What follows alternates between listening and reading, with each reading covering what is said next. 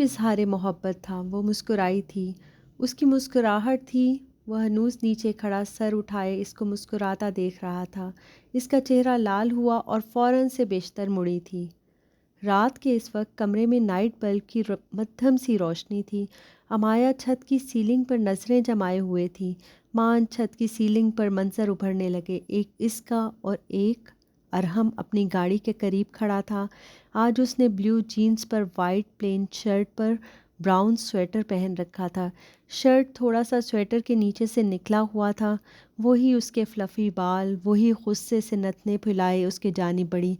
चाहते क्या हो? मुझे फ़ॉलो क्यों कर रहे हो? उसके करीब पहुंचकर उसने पूछा। इसकी आंखों में अंगारे सुलग रहे थे और नज़रें तो मानो किसी तीर की तरह इसके चेहरे पर गाड़ी थीं। अमाया ने देखा कि इसकी आंखें सूरज की रोशनी में चमक कर और भी खूबसूरत दिख रही थी। और इन हरकतों से क्या मायने अख़ज़ करूँ मैं? किन हरकतों से? वो इसके गसीले अंदाज से लुत्फ़ उठाकर पूछ रहा था। यही कैफ़े में आकर केक देना और फिर इसका बिल भी पे करना, यूनिवर्सिटी के कैफ़ेटेरिया के चाचा को कहना कि इसके लिए सर्विस फ्री होगी, और वो इसके मुस्कुराते चेहरे को देखते चंद लम्हे के लिए रुकी थी। हर रोज़ मेरी क्लास में मेरे लिए गिफ्ट्स रखना, ये छिछोरपन किस लिए है? क्यों आपको नहीं पता ये किस लिए है? आंखें तिरछी कर कर उसने पूछा। इसके सवाल पर वो जिस हो गई, लेकिन इसके लहजे में वो सख्ती नहीं थी जो होनी चाहिए थी। खुद को कमज़ोर पड़ता देखकर वो फ़ौरन वहाँ से जाने लगी। पहली नज़र में मोहब्बत हो गई थी आपसे। इसके गंभीर इतराफ़ पर इसके कदम ज़ंजीर हुए। चेहरा एकदम ब्लश कर गया। वो जितना भी खुद को सख्त दिखाना चाह रही थी, अंदर से वो इतनी ही पिघल चुकी थी। ये इतराफ़ मोहब्बत में ऐसा तो नहीं करना चाहता था, लेकिन वो बोलता हुआ उसके सामने आया।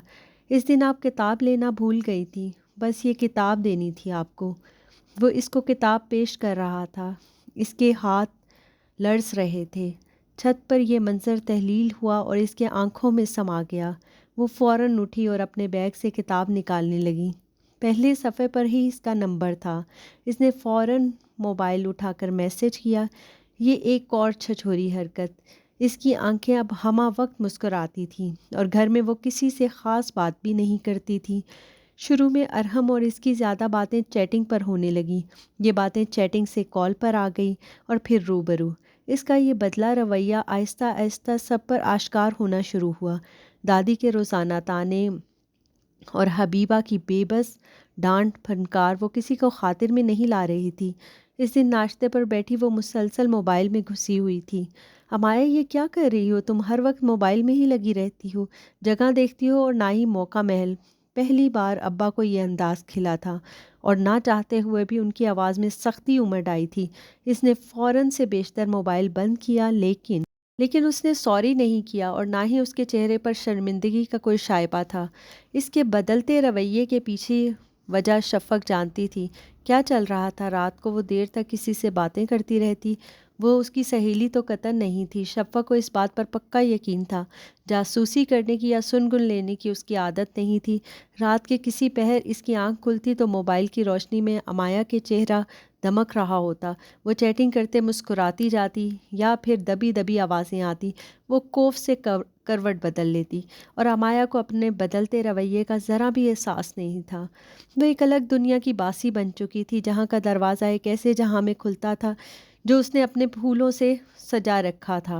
वो दरवाज़ा उसकी मोहब्बत का दरवाज़ा था। अरहम के साथ उसका ज़्यादा वक्त बीतने लगा।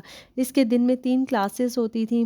3 में एक बंक कर कर वो अरहम के साथ यूनिवर्सिटी की सेंट्रल लाइब्रेरी के स्टडी रूम में बैठकर बातें करते, गाने सुनते, साइकोलॉजी और आईआर के वीडियो डिपार्टमेंट के बीच लॉन में बैठते। इस दिन जब वो यूनी आई, पहली क्लास लेकर दूसरी क्लास बंद करने का सोच चुकी थी। जिया, तुम मेरी प्रॉक्सी लगा देना, वो जिया के कान में घुसी इसको बता रही थी। फिर रुकी और मुस्कुरा कर उसको देखा। जिया इसकी मुस्कुराहट का मफ़हूम जानकर आंखें दिखाने लगी। तुम ऑफिशियली डेट पर जा रही हो ना? जिया मानी खेज नज़रों से इसको देखती और पूछ रही थी। ऑफिशियली नहीं, बस ऐसे ही लंच करने जा रही हूँ। ऐसे ही उसके मोबाइल पर मैसेज उभरा और वो फ़ौरन उठी। سی یو۔ وہ ارہم کے ڈپارٹمنٹ پہنچی، مسکراتی آگے بڑھ رہی تھی کہ ارہم کو دیکھ کر اس کے قدم سست پڑنے لگے اور چہرے سے مسکراہٹ غائب ہو گئی، ایسے جیسے کسی نے اس کے آنکھوں میں انگارے انڈھیل دیے ہوں۔ وہ تپتی نظروں سے ارہم کو دیکھ رہی تھی، جس کے ساتھ ایک لڑکی ہنس ہنس کر باتیں کر رہی تھی۔ وہ وہیں کھڑی اس کا انتظار کرنے لگی۔ ایسے میں ارہم نے اس کو دیکھا اور نظروں کے اشاروں سے کہا آئی ایم کمنگ کہا، اور وہ غصے میں وہاں کھڑی انتظار کرتی رہی۔ جب وہ اس لڑکی کو بائے کہہ کر مسکراتا ہوا آ رہا تھا تو اس کے چہرے پر غصے کے آثار دیکھ کر اس کی مسکراہٹ گم ہو گئی تھی۔ کون تھی؟ اس کے آتے ہی امایا کا پہلا سوال غصے سے بھرا یہ تھا۔ کون؟ وہ ہیرا تھی، میری کلاس فیلو اور فیملی فرینڈ، اس نے جواب دیا تھا۔ Class fellow and family friend? وہ کہہ کر اپنا شولڈر بیگ ٹھیک کرتے مڑ کر پلٹی۔ کہاں جا رہی ہو امایا؟ جہنم میں جا رہی ہو، جانا پسند کرو گے؟ تم کس بات پر غصہ ہو؟ وہ منمنایا تھا۔ امایا رکی، گہری سانس اندر کھینچی اور بولی، کس بات پر غصہ ہوں؟ تم نے میسج کیا کہ آ جاؤ، میں کلاس بنک کر کے آ گئی، اور تم میرا وقت اپنی class fellow and family friend کو دے رہے ہو اور مجھے انتظار کروا رہے ہو اور اس سے گپے ہانکتے رہے ہو، اور ڈیم اٹ، تم اس سے اتنا فرینک کیوں ہو رہے تھے؟ کیونکہ ہم کلاس فیلو سے اسکول سے کالج تک اور اب یونی میں بھی، میں اب اس کو اگنور تو نہیں کر سکتا نا، اور تم اتنی پوزیسو کیوں ہو رہی ہو؟ امایا شی از جسٹ فرینڈ، وہ وضاحت دے رہا، اسی جسٹ اے فرینڈ کے ساتھ لنچ کرنے جاؤ، یہ کہہ کر وہ چلی گئی اور ارہم اس کو آوازیں دیتا رہ گیا۔ امایا اس سے 2 دن سے بات نہیں کر رہی تھی، نہ ہی اس کا فون پک کر رہی تھی، نہ ہی اس کے میسیجز کا جواب دے رہی تھی۔ یونیورسٹی میں بھی اس کو نظر انداز کر رہی تھی، اس لیے وہ جیا کے پاس کھڑا اپنا حال دل سنا رہا تھا۔ لک ارہم، وضاحتیں دینے سے بہتر ہے تم مان لو کہ تم نے غلطی کی ہے، سوری کہہ کر اس کو منا لو۔ اس کی نیچر ہی اسی طرح کی ہے، اسٹبرن، پوزیسو، اوبسیسڈ۔ وہ مجھے کسی سے دوستی نہیں کرنے دیتی، تو تم پھر بات الگ ہے تمہاری تو۔ پتہ ہے نا، اس نے اسکول میں اپنے دوست کے ساتھ باتیں کرنے والی لڑکی کو اتنا پیٹا تھا کہ ایکسپیل ہونے کی نوبت آ گئی تھی۔ یہ شکر مناؤ کہ ہیرا کو نہیں پیٹا اس نے۔ آخری بات پر وہ ہنس پڑی اور ارہم اس کو حیرت سے دیکھتا رہ گیا۔ لیکن ہیرا میری اچھی دوست ہے، اور میں اب نہیں، تم ہیرا سے بات کرنے سے کوئی نہیں روک رہا۔ وہ اس دن اس بات پر غصہ تھی کہ تم نے اس کا وقت ہیرا پر ویسٹ کر رہے تھے، وہ ہے ہی ایسی، تم کس سے ہنس کر بات کر لو تو سمجھتی ہے کہ تم نے اس کی محبت کسی اور انسان پر نچھاور کر دی ہے۔ وہ اپنے رشتوں کے معاملے میں کسی حد تک پوزیسو ہے، لیکن ارہم دیکھو، جب کوئی انسان تمہیں اتنا ٹوٹ کر چاہتا ہو تو اتنی دیوانگی سے، تو پھر کچھ تم نے بھی تو لگانی ہے نا ایفرٹس۔ فلرٹ سے آگے کی بھی دنیا ہے۔ نہیں جیا، یہ صرف فلرٹ یا ٹائم پاسنگ نہیں ہے، لیکن اب اس کو مناؤں کیسے؟ سمپل سی بات ہے، جا کر اس سے سوری کر لو۔ وہ چاہتی ہے کہ تم ضد کر کے اس کو مناؤ۔ جیا امایا کے مزاج کو اچھی طرح سمجھتی تھی۔ تھینک یو جیا۔ ارہم اس کا شکریہ ادا کر فوراً پھولوں کی دکان پر گیا اور وہاں سے سرخ گلابوں کا ایک بوکے لے آیا اور جیا کو فون کیا کہ امایا کو کیمپس کے لان میں لے آئے۔ جب وہ آئی تو اس کی موجودگی سے بے خبر امایا نے جب اس کو دیکھا تو اس کی مسکراہٹ غائب ہو گئی۔ وہ مڑنے لگی تھی کہ ارہم نے ہمت کر اس کا ہاتھ پکڑا اور مسکرا کر اس کو بوکے پیش کیا اور سوری کہہ کر بہت مشکل سے امایا کو منایا۔ اس کے بعد دونوں کے بیچ میں کشیدگی اور خفگی کی دیوار کم ہوئی تو دونوں زیادہ وقت ایک ساتھ ہی بتانے لگے۔ ارہم اب اس کے ہوتے زیادہ لوگوں سے بات نہیں کرتا تھا اور نہ ہی کال پک کرتا تھا۔ رفتہ رفتہ دونوں کے بیچ محبت کا شجر تناور ہوتا گیا اور امایا کی دیوانگی بھی۔ اس دن ارہم نے رات ہی کو اس کو بتایا تھا کہ کل اس سے وہ کوئی خاص بات کرنے آ رہا ہے۔ وہ یونیورسٹی آئی تو وہ پرکشش مسکراہٹ لیے اس کا منتظر تھا۔ وہ جیا کو ہائے کہتی اس کے پاس آ گئی۔ یونیورسٹی میں وہ اس کا سینئر تھا اور اس کا آخری سیمسٹر ختم ہونے کو تھا۔ کہیں باہر چلیں؟ اس کی گاڑی میں بیٹھتے ہی وہ اس سے پوچھ رہا تھا۔ لنچ کرنے؟ اس نے مسکرا کر سر اسبات میں ہلا دیا۔ لنچ کرتے وقت ارہم نے اس سے پوچھا، میں تمہارے گھر امی کو بھیجنا چاہ رہا ہوں رشتے کے لیے۔ ارہم کے فادر کی ڈیتھ ہو چکی تھی جب وہ اسکول میں پڑھتا تھا۔ اس کے بعد اس بڑے بزنس کو سنبھالا اس کی ماں نے اکیلے ہی سنبھالا تھا۔ امایا کے حلق میں نوالا پھنس گیا اور کھانستی ہی چلی گئی۔ ارہم نے فوراً اس کو پانی کا گلاس دیا۔ اب امایا کو احساس ہوا کہ وہ تو سبتگین کو بھول ہی چکی ہے۔ سبتگین کا فائنل ایئر ختم ہوا اور اس کو جلد ہی ایک اچھی ملٹی نیشنل کمپنی میں جاب مل گئی۔ اس کا ارادہ اگرچہ باہر مزید پڑھنے کا تھا، لیکن اس کی امی کی گرتی صحت کے پیش نظر اس نے جاب کرنے پر اکتفا کیا، کیونکہ امی چاہتی تھی کہ جیسے ہی اس کو جاب ملے وہ دستور صاحب سے شادی کی تاریخ مانگ لیں۔ بہار کی دستکیں سنائی دے رہی تھی۔ رات کو خوب جم کر بارش ہوئی تھی۔ تائی نے حمزہ کے ہاتھوں مٹھائی بھجوائی تھی۔ یہ مٹھائی سبتگین کے جاب لگنے کی خوشی میں تھی، اور یہ عندیہ دینے کے لیے آج شام کو وہ لوگ آ رہے تھے۔ امی کے تو ہاتھ پاؤں پھول گئے۔ آج تم لوگ رک جاؤ، یونیورسٹی مت جاؤ امایا۔ امی نے امایا کو رکنے کو کہا تھا، لیکن انہیں 90% یقین تھا کہ آگے سے انکار ہی ملنا تھا۔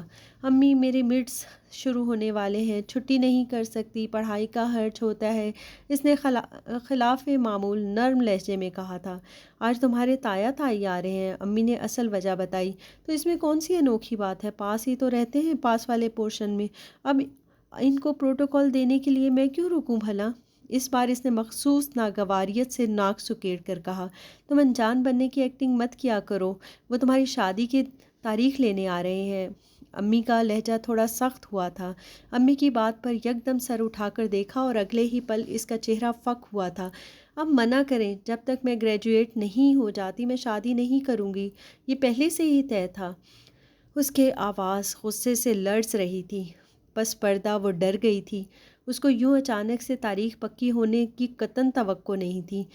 کوئی تمہیں پڑھنے سے نہیں روکے گا، اگر کسی نے ایسی جرات کی تو پاس ہی تو سسرال ہے تمہارے بابا آ جائیں گے ان کو سمجھانے، اور ویسے بھی تایا ہیں تمہارے، تمہیں خوب پڑھائیں گے۔ امی اس کو نرمی سے سمجھانے لگی، لیکن وہ ہنوز غصے سے تیز تیز سانسیں لے رہی تھی۔ یہ خلاف معمول رد عمل تھا اس کا۔ خوف اور غصے کے ملے جلے جذبوں کے زیر اثر تھی وہ۔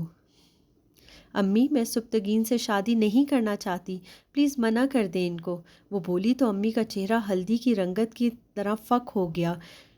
دماغ ٹھیک ہے تمہارا؟ ان کی آواز میں دبا غصہ تھا۔ اسی اثنا میں شفق داخل ہوئی اور اس کے پیچھے دادی اپنے کمرے سے لاٹھی ٹیکتے ہوئے نکل رہی تھیں۔ امی نے فوراً اپنے چہرے کے تاثرات نارمل کیے اور اس کو کوہنی سے پکڑ کر اپنے ناخنوں کو اس کے بازو کے گوشت میں پیوست کر کے دبے لہجے میں کہا، ایسی بات غلطی سے بھی اپنے منہ سے مت نکالنا، سمجھی؟ ان کی نظریں امایا کی نظروں سے ملیں۔ اس کے دماغ میں کیا چل رہا تھا؟ وہ اس کی نظروں سے عیاں تھا۔ امی اس کی نظریں پڑھتے ہوئے فوراً مڑی تھیں۔ شفق، آج تم کالج نہیں جاؤ گی۔ شفق کے بیچ تناؤ کو اپنا سمجھنے کی کوشش کر رہی تھی۔ امی حیرت سے ان کو دیکھنے لگی۔ اس سے پہلے کہ وہ منمناتی کچھ کہتی، امایا پاؤں پر پٹکتی باہر نکل گئی۔ شفق اب حیرت سے مڑ کر امایا کی پشت کو گھور رہی تھی۔ میں تو کل آنا چاہ رہی تھی، لیکن یہ سنبل کے بیٹے کی طبیعت اچانک خراب ہو گئی اور اس کا رکنا پڑ گیا، پھر ہم اس کے بغیر تو نہیں آ سکتے تھے نا، تائی دادی کے ساتھ بیٹھے ان سے کہہ رہی تھی۔ نجمہ کو کال کر کے بلانا چاہ رہی تھی، لیکن پھر ان کے ابا نے منع کر دیا کہ اس خوشی کے موقع پر سارا وقت منہ پھلائے بیٹھی نحوست پھیلائے گی۔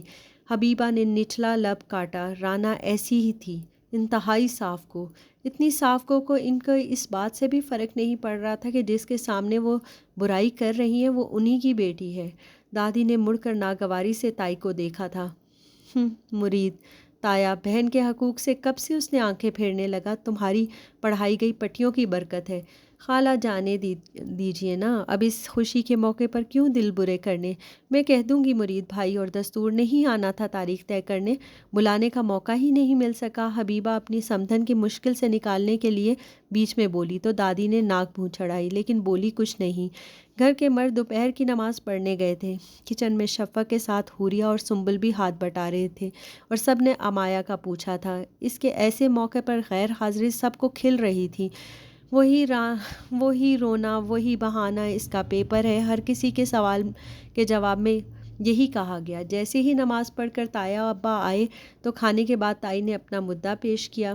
میری دونوں بیٹیاں ماشاءاللہ اپنی گھر کی ہو چکی ہیں، دستور، اور اب میری بڑی ہڈیوں میں جان نہیں رہی کہ میں ان 3 مردوں کی ذمہ داری سنبھالوں۔ میں چاہتی ہوں کہ بس جلدی سے امایا ہمارے گھر آ کر میری ذمہ داریاں بانٹے۔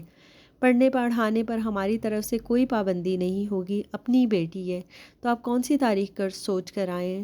دستور صاحب کے چہرے پر رضامندی کی رمق تھی۔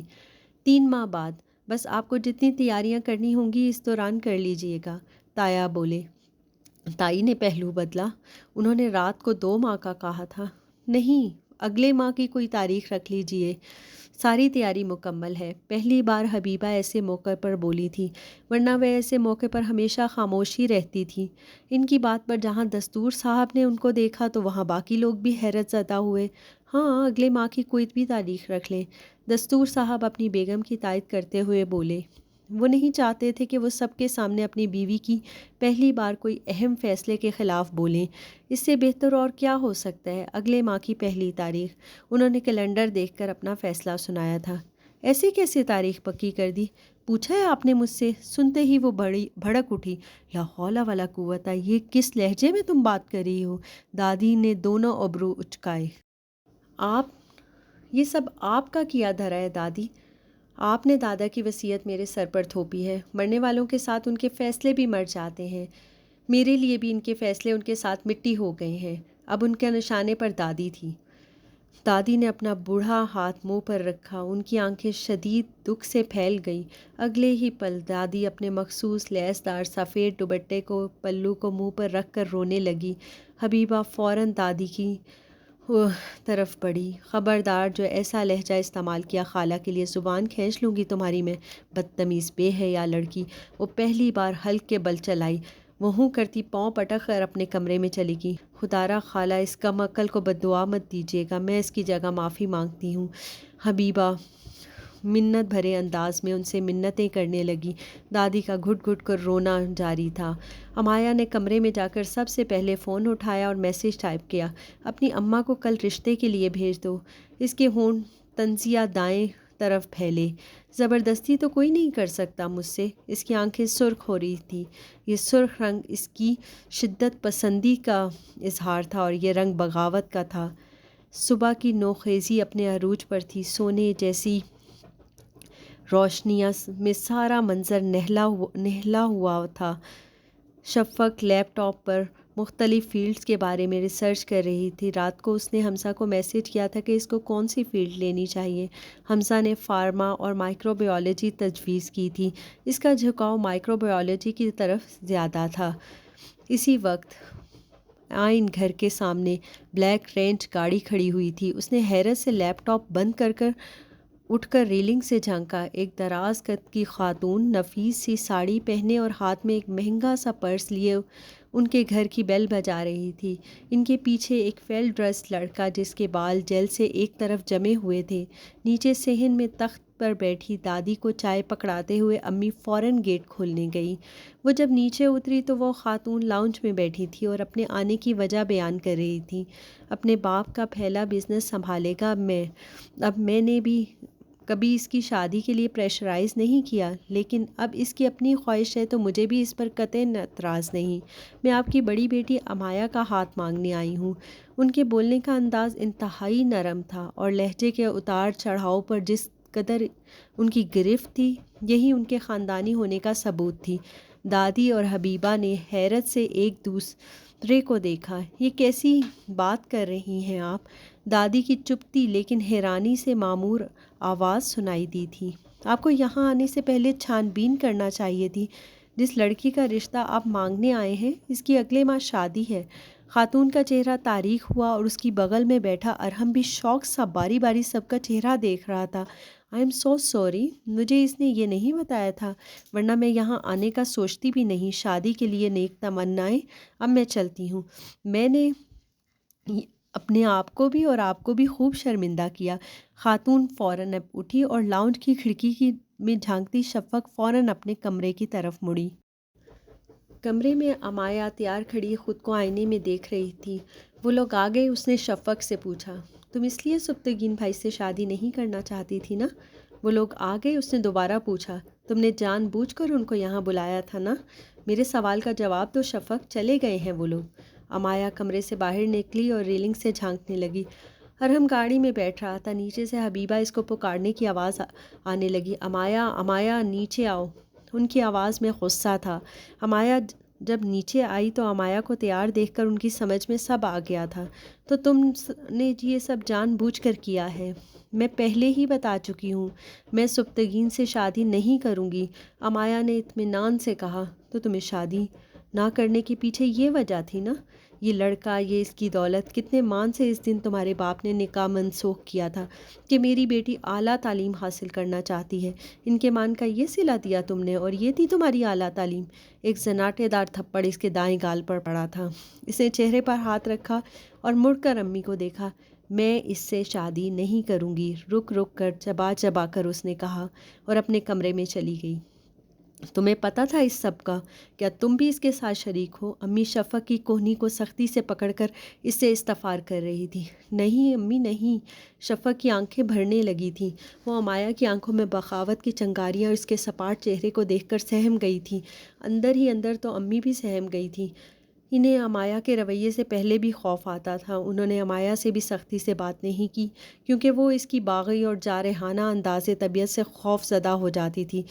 اس کے باپ کو آنے دو، اس کی طبیعت تو آج صاف ہو جائے گی۔ غضب خدا کا، اتنی ڈھیل دے کر اس کو اتنا بے شرم بنا دیا ہے۔ میں نہ کہتی تھی حبیبہ، روک ٹوک کیا کرو، تمہاری بیجا نرمی نے ہی یہ دن دکھایا ہے۔ دادی کی آواز امایا کے لیے نفرت تھی۔ دادی کی آواز میں، خدا را خالہ، آپ دستور سے کچھ نہیں کہیں گی، میں سنبھال لوں گی یہ سب۔ نکاح کے وقت اپنی جان کا واسطہ دے دوں گی۔ مان جائے گی، حبیبہ بے ربط لہجے میں کہے جا رہی تھی۔ میں سنبھال لوں گی، بس یہ بات گھر کے مردوں تک نہیں جانی چاہیے خالہ۔ امی منت کر رہی تھی، اور آج اماں کو یوں منت کرتے بے بس دیکھ کر شفق کی آنکھوں میں آنسو بہنے لگے تھے۔ اس کو امی کو پہلے بتا دینا چاہیے تھا کہ امایا ساری رات فون پر باتیں کرتی ہے، پتہ نہیں کس سے۔ اس کو جواب تو واضح طور پر اب نظر آ رہا تھا۔ تائی نے پیغام بھجوایا تھا کہ امایا ان کے ساتھ شاپنگ کرنے چلے، لیکن امی نے یہ کہہ کر منع کر دیا کہ امایا کی طبیعت ناساز ہے۔ امی نے بابا سے امایا کا حالیہ سیمسٹر بھی فریز کروایا تھا۔ اب اس کی یونیورسٹی بھی چھوٹ گئی تھی۔ اس سب کے دوران امایا نے کچھ نہیں کہا۔ اس نے نہ تو کوئی احتجاج کیا اور نہ ہی کوئی گیلا شکوہ۔ وہ سارا وقت خاموش رہتی۔ اگلے پارٹ کے لیے ایپیسوڈ 4 دیکھیں۔ تب تک اللہ حافظ۔